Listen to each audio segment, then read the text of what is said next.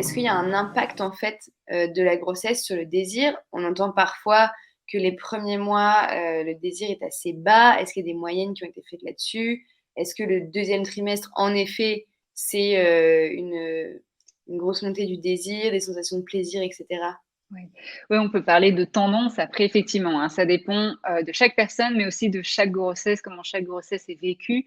On va dire la tendance, mais pareil, ça peut dépendre. Vous pouvez ne pas vous retrouver là-dedans. On va souvent dire premier trimestre, il y a le lot de nausées, de vomissements qui peuvent avoir effectivement un impact sur la libido. Quand on est dégoûté de la nourriture, on n'a pas forcément, on peut être dégoûté de baisers, de sensualité, donc ça peut jouer, ça peut impacter sur la libido.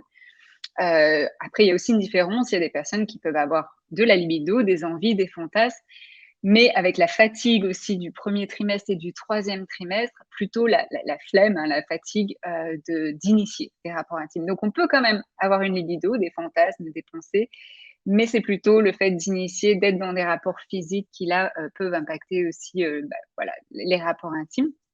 Deuxième trimestre, généralement, pour une majorité des femmes, les nausées, les vomissements sont derrière elles.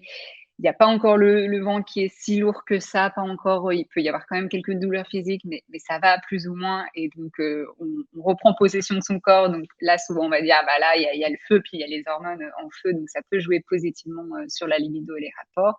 Et puis, troisième trimestre, pareil, on va dire là, ça va redescendre un petit peu bah, parce qu'il y a un peu plus de douleur, par exemple, mal au dos, le ventre qui est quand même lourd, la fatigue. Et donc, ça peut aussi impacter la libido pour certaines personnes. Mais donc, ça peut varier selon les trimestres, ça peut varier selon les personnes, selon les couples aussi, parce que bah, ça impacte aussi le ou la partenaire, hein, qui peut aussi avoir moins ou plus de désir. Et donc, bah, voilà, s'écouter encore une fois. D'accord.